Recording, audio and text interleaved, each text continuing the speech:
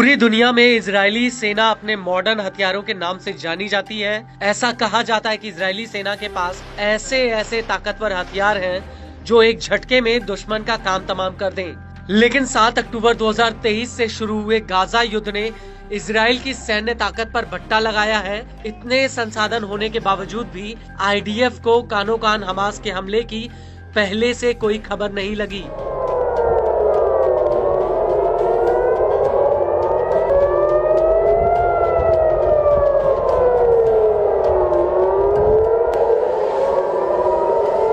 वहीं अब middle east में इजराइल से करीब 2000 किलोमीटर की दूरी पर बैठा हूती इजराइल के लिए एक बड़ी आफत बन गया है। वो इसलिए क्योंकि हूती के ड्रोन और मिसाइल हमलों के आगे इजरायली सेना के तमाम बड़े बड़े हथियारों की हवा निकल गई है।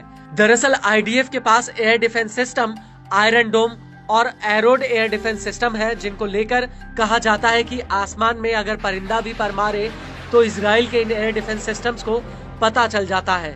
लेकिन हूती की मिसाइल और ड्रोन्स का इन एयर डिफेंस सिस्टम के पास कोई तोड़ नहीं है।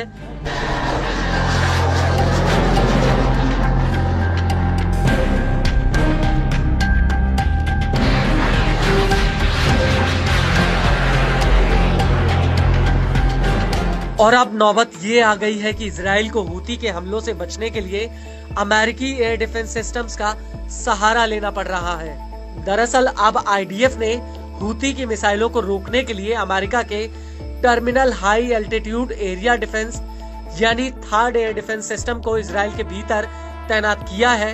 और 27 दिसंबर 2024 को पहली बार एक अमेरिकी सैनिक ने इससे इंटरसेप्टर मिसाइल फायर की।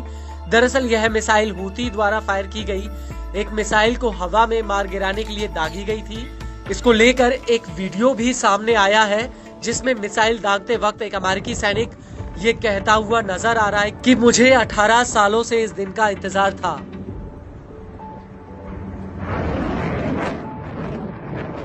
आपको बता दें कि हूती तेल अवीव पर लगातार बैलिस्टिक और हाइपरसोनिक मिसाइलों से हमला कर रहा है और इजराइल के एयर डिफेंस सिस्टम हूती को रोकने में पूरी तरह से नाकामयाब साबित हुए हैं। और अब यही वजह है कि नेतन्याहू को अमेरिकी एयर डिफेंस सिस्टम्स की आड़ लेनी पड़ रही है। आपको बता दें कि अक्टूबर 2024 की शुरुआत में अमेरिका ने ऐलान किया कि वो इजराइल की ईरान के हमलों से सुरक्षा के लिए इजराइल के भीतर अपना थर्ड एयर डिफेंस सिस्टम तैनात करेगा।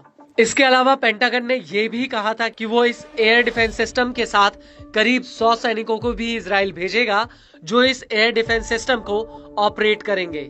लेकिन बड़ा सवाल ये है कि क्या थर्ड हूती के हमलों के आगे टिक पाएगा या नहीं। तो आपको बता दें कि थर्ड को अमेरिका की सबसे बड़ी हथियार कंपनी लॉकहीड मार्टिन ने बनाया है। थर्ड एक एंटी बैलिस्टिक मिसाइल सिस्टम है। अमेरिका के एक थर्ड एयर डिफेंस सिस्टम की कीमत $1 अरब से लेकर $1.8 अरब तक है।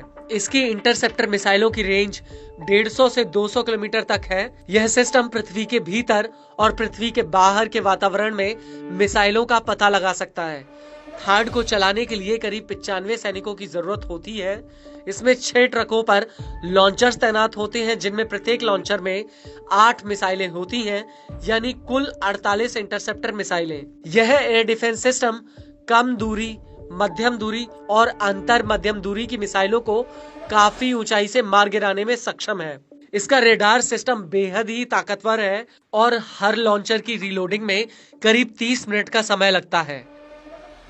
Third air defence system America के कई प्रकार के एयर डिफेंस सिस्टम जैसे एजिस और पेट्रियट मिसाइल डिफेंस सिस्टम के साथ बातचीत कर सकता है। थर्ड विस्फोटक वाले हथियारों को नहीं ले जाता है, बल्कि यह काइनेटिक ऊर्जा के जरिए अपने टारगेट्स को हवा में ही ढेर कर देता है, जिसमें यह अपने सटीक रेडार सिस्टम की मदद लेता है। इसके बैटरी रेडार 2 तरह से काम करते हैं। पहले तो रेडार 3000 किलोमीटर की दूरी तक टारगेट को चिन्हित करते हैं। इसके बाद इसका टर्मिनल मोड अपने टारगेट को नीचे उतरते वक्त ऊपर की तरफ लक्षित करके उसके ऊपर हमला कर देता है।